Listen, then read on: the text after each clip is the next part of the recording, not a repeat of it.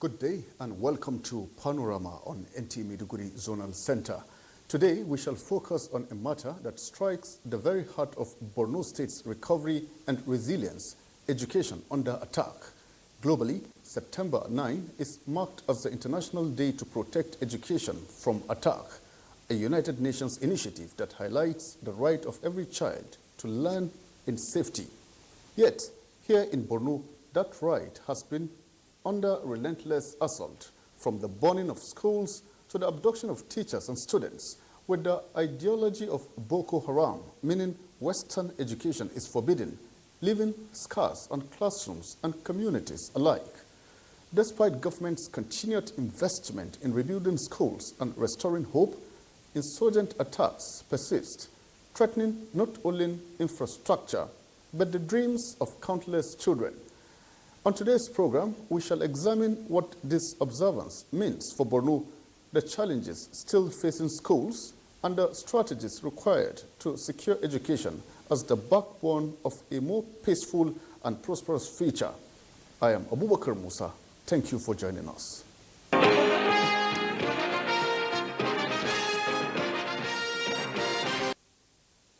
Minister of Works David Umahi has reaffirmed the federal government's commitment towards completing the Sokoto-Badagry Super Highway on schedule, describing it as a flagship legacy project under President Bola Ahmed Tinubu's Renewed Hope agenda. Inspecting the ongoing works at Chain H107 in Sokoto State, Umahi maintains that the over 1,000-kilometer highway will not only connect communities across the corridor, but shall unlock job opportunities and stimulate economic growth of Nigeria and neighbors. Bashir Ibrahim Nababa completes the story.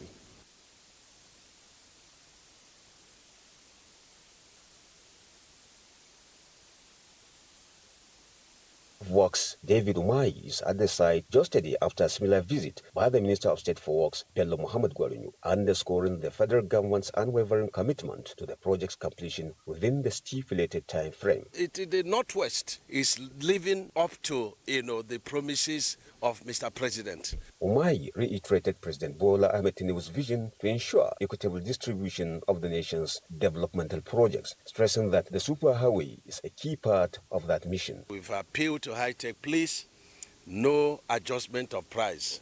Look at it a lump sum, but go ahead and keep the quality and the integrity of the project. The minister maintains that government has fully invested in the project and will be completed without delay.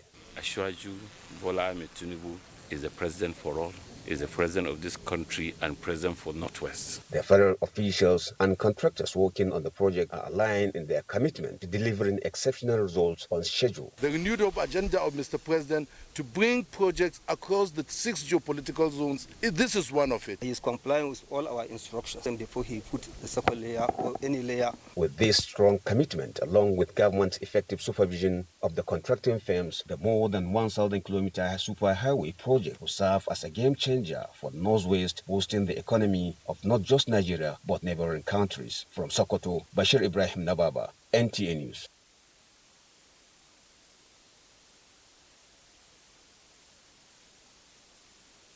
And women, Abuja-Kaduna rail route for economic activities. Ladi Bala will now give us the latest details. Road now. It is leaves behind varying degrees of impact. However, deliberate and proactive steps taken to prevent reoccurrence with a human-face approach make the difference. These underscore the sustained effort of stakeholders in restoring damaged tracks along Abuja-Kaduna routes. The concrete slippers already, so it's just for us now to connect the rails and also insert the fish plates to connect at both ends. They are doing very well and we've achieved a lot, and I'm really impressed with the kind of work they are doing. The level of the work is okay. There is no problem because the way we handle it right from the beginning up to this extent is very good. The mobilization of critical stakeholders machines and technical personnel for the evacuation of coaches and locomotives, and now the almost completion of repairs to the damaged tracks demonstrates the commitment and determination of the Nigerian Railway Corporation to restore Nigerians' hope in the sector. Specifically, laying of the track, that is to assure fitness for traffic at the site here, is 90% completed. So the other 10% we can do in the next week. For us, we will have declared the line fit for operations by the time we would have checked the line for this safety audit we're talking about. The site shows no sign of train derailment, only relentless workers laying sleepers, rails and related materials, as well as unheard echo of hope of restoration of train services lingering in the air. From the Kaduna-Abuja train derailment scene, Ladibala, NTA News. Energy now. The Nigerian Upstream Petroleum Regulatory Commission, NUPRC, has successfully overseen the conversion of Petroleum Prospecting License PPL 202 to Petroleum Mining Lease PML 66. An achievement the Commission's Chief Executive, Benga Komolafi, believes reinforces Nigeria's standing as a prime destination for both local and international oil and gas investors. Lydia Sampson will now tell us more. This symbolic action of putting pen to paper seals the deal, a milestone that not only signifies the successful transition of a key asset, but also highlights the transformative potential of the petroleum industry at 2021. This milestone achievement follows the successful commercial discovery of hydrocarbons in the field and the subsequent conversion of the asset in accordance with Section 81, Subsection 1 of the Petroleum Industry Act. He urged the holders of the Petroleum Mining Lease 66 to maintain their positive momentum and ensure that the benefits of this development extend beyond corporate boardrooms to the Nigerian people. In Abuja, Lydia Sampson, NTA News. Now, Kano State Government will take full responsibility for the medical and educational needs of conjoined twins recently separated through a surgical procedure in the Kingdom of Saudi Arabia. Governor Abba Kabir Yusuf made the announcement while receiving the twins and their parents at the Malam Aminu Kano International Airport. Abdullahi Mustafa has more details. Born 3 years ago in Kano, Hassana and Husseina were conjoined at the chest, sharing vital organs in the lower abdomen, pelvis, lower spine, and spinal nerves, a rare and complex condition requiring a highly delicate surgical procedure. Following the directive of King Salman bin Abdulaziz, the twins were flown to Saudi Arabia in October 2023. There, a team of 38 medical specialists successfully carried out the separation surgery at the King Abdullah Specialist Children's Hospital in Riyadh. Nearly 23 months after their departure, Governor Abba Kabir Yusuf and the Consul General of the Kingdom of Saudi Arabia in Kano welcomed the now separated twins and their parents back home. On behalf of the good people of Kano State, I seize this opportunity to most humbly thank His Majesty, the King of Saudi Arabia, as well as the Consul General. In an emotion-laden moment, the parents expressed gratitude to the Saudi monarch and the Kano State government for making the life-saving surgery possible. In Kano, Abdullahi Mustafa, NTA News. This is Panorama on the Nigerian Television Authority. Let's take a break here to bring you more stories shortly.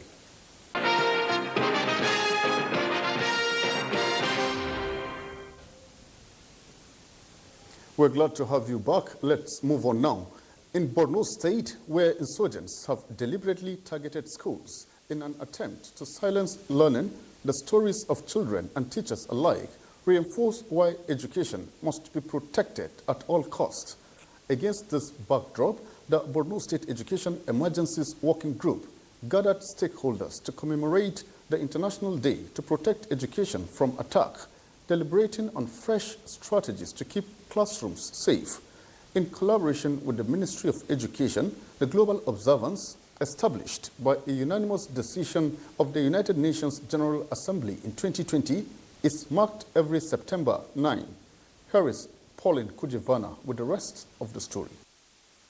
The International Day to Protect Education from Attack draws attention to the plight of students, teachers, and educational institutions caught in armed conflicts, highlights the dangers of using schools for military purposes, and reinforces commitments such as the Safe Schools Declaration. Ministry of Education and UNICEF, among other partners, emphasize the urgent need for deliberate action to inspire resilience and reaffirm the role of education as a tool for recovery in conflict-affected communities. The state government is now working to establish a good number of schools that can bring schools closer to homes so that children can easily access schools without tracking far away from their homes. A lot of schools have been built not only within Maiduguri, but across the state. Nigeria government has made this commitment and also allocated enormous funding, and I can see that there is a good progress at the federal level and at the state level, and more work is required at the state level and the school level to implement these commitments, to ensure that schools are safe. Commemorating this day is a way that we highlight and we sensitize people on the need to see we've joined hands together to ensure that education is protected from both external and internal threats for both learners and even the teachers in the school. Other participants voiced concerns over continued attacks on resettled communities in Borno State, stressing the need for stronger protection measures to ensure safe and uninterrupted learning for children. The event featured a panel discussion that explored pathways to strengthen education in Borno, with this a global theme focusing on AI and education, preserving agency in a world of automation. Education equips individuals and societies to withstand threats and rebuild stronger. Therefore, it is a human right, a public good, and a shared responsibility. In Maiduguri, Pauline Kujevana, NTA News. Let us, at this point, discuss the critical issue of protecting education from attacks and the way forward for ensuring that every child in Borno State has access to quality education free from fear and violence. Now, joining me in the studio is the Executive Director of the Center for Advocacy, Transparency and Accountability Initiative, Katai, and the focal person for the Education in Emergency Working Group, Borno State, Abubakar Sadiq Muazu. So it's so great to have you in our studio at this point in time.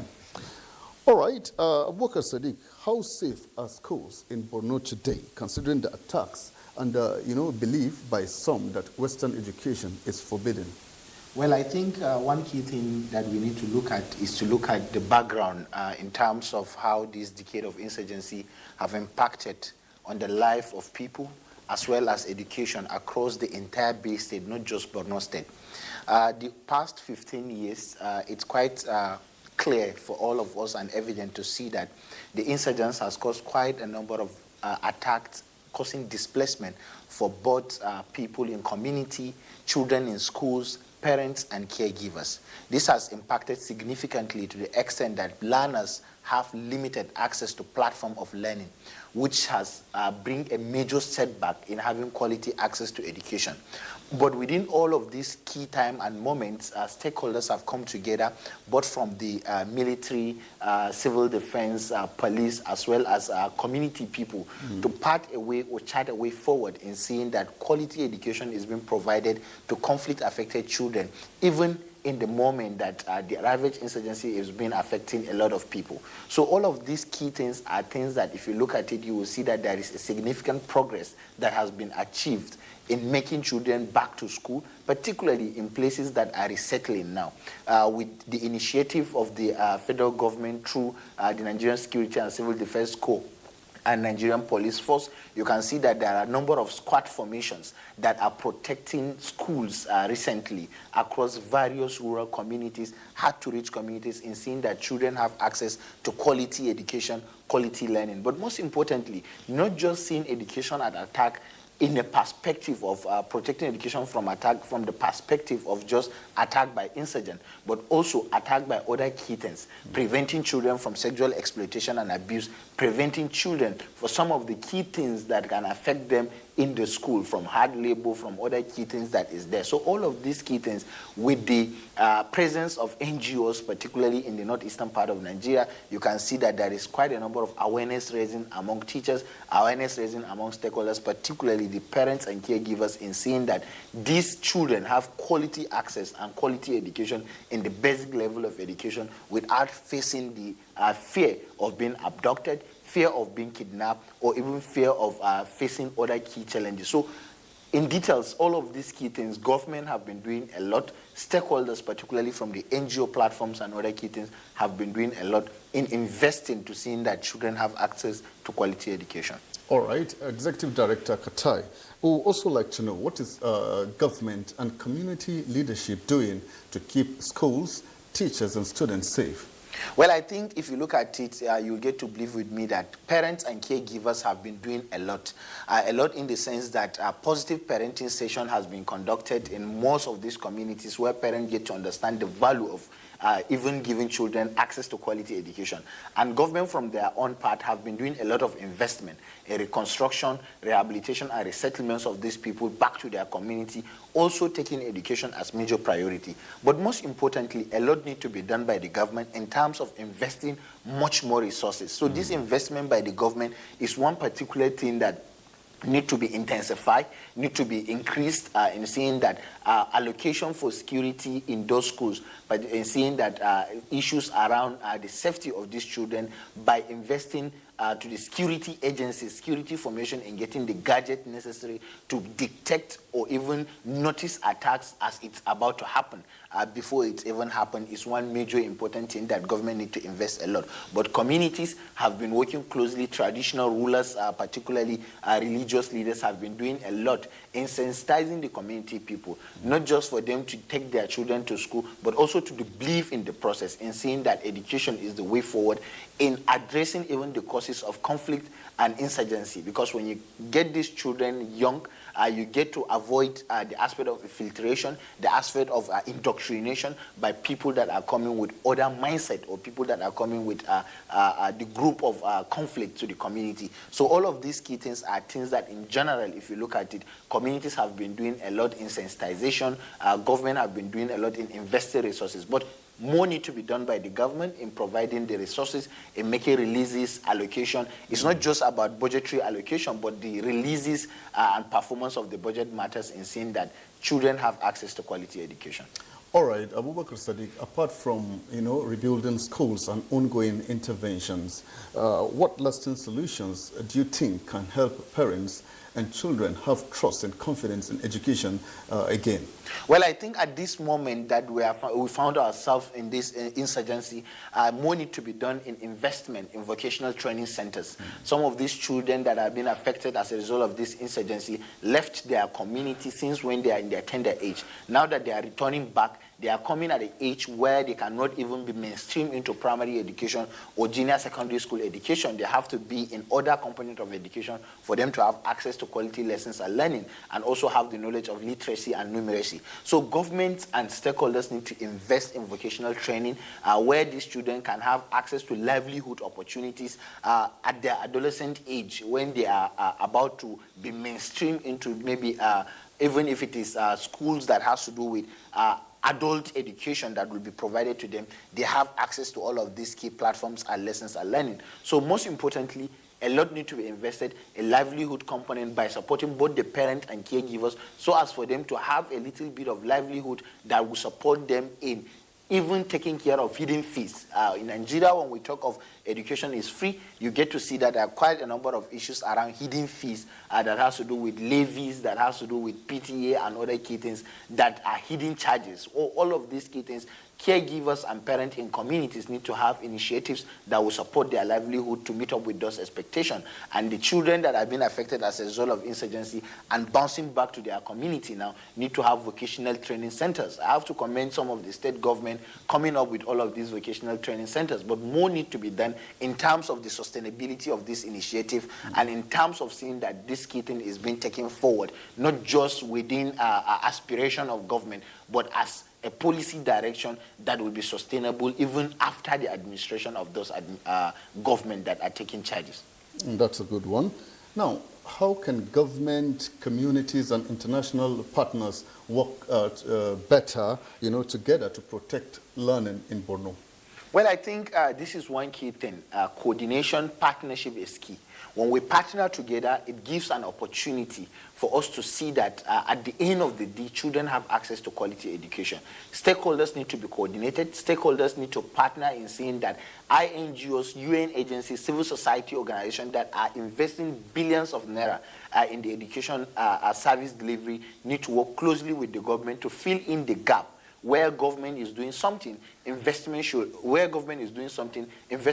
to other areas. So these are key things where stakeholders need to be coordinated, stakeholders need to partner so as to see that all of this issue is being addressed. So it is a time for reflection, it is a time for seeing how best coordination and partnership need to be there for these children to have access to quality education. All right. Now, what message do you have for parents and children who are, still skeptical but believe education is their future? Well, I believe education is the future. Both me and you can't be here without having access to quality education. We are becoming role models to a lot of children out there, and parents need to understand that they need to provide that platform for these children to have access to quality education. But more need to be done by government to invest resources in educational sector, to invest resources in seeing that children have access to quality education. All right. At this point, we must say a very big thank you to Abubakar Sadiq Muazu. He is the Executive Director of Center for Advocacy, Transparency and Accountability Initiative, Qatar, a non-governmental organization. Thank you once again for being part of Panorama today. Thank you for having me. All is set for the highly anticipated Manchester derby as Neighbour City and United clash in a Super Sunday showdown. Both sides looking to find rhythm at the start of the new season. For more details of this, let's now join Suleiman Musa. Nigeria's Israel Okon and Kayinsola Ajayi have booked their places in the men's 100-meter semi-finals at the World Athletics Championship in Tokyo, Japan, competing in his first senior global outing. Okon impressed with a 10.04 run to win his heat, finishing ahead of Britain's Zainel Hooks at 10.06 and Olympic champion Marcel Jacobs of Italy in 10.20s. Ajayi meanwhile clocked a lifetime best of 9.88, also his fastest time of the season, narrowly missing Olusoji Fasuba's national record by just 0.02s. He placed second in his heat, a mere 0.01s, behind South Africa's Gift Lela, who crossed the line in 9.87s. To football, match day 4 of the Nigerian Premier Football League promises fireworks with 9 fixtures scheduled across various centers. Defending champions Remo Stars face a tough test away to Plateau United, while Abia Warriors welcome Katsina United. Kano Pillars square off against Rangers, and Warri Wolves host Kwara United. Bayelsa United entertain Eyimba in a high-profile clash. Rivers United battle Shooting Stars, and Nasarawa United host Wiki Tourist at the Lafia City Stadium. Meanwhile, Saturday's lone fixture saw Bendel Insurance edge Nigeria Tornadoes 1-0 on home turf. Still on football, Manchester City and Manchester United will renew their rivalry later today in a Super Sunday clash that could reshape the fortunes of both struggling sides on match day 4. City have managed just 3 points from their opening 3 games, while United sit slightly better with 4 points. Defending champions Liverpool are also in action, travelling to face Burnley. In Saturday's results, Arsenal produced a dominant display at the Emirates, sweeping aside Nottingham Forest 3-0 to hand New Forest boss Ange Postecoglou a tough debut. Bournemouth edged Brighton 2-1, while Newcastle secured narrow 1-0 home win over Wolves. In another result, Tottenham brushed aside West Ham 3-0, and Chelsea were held to a thrilling 2-2 draw by Brentford. With sports update, Suleiman Musa, NTA News. And that's Panorama today from NTA Maiduguri Network Center. From myself, Abubakar Musa, and the whole team is goodbye and see you next time.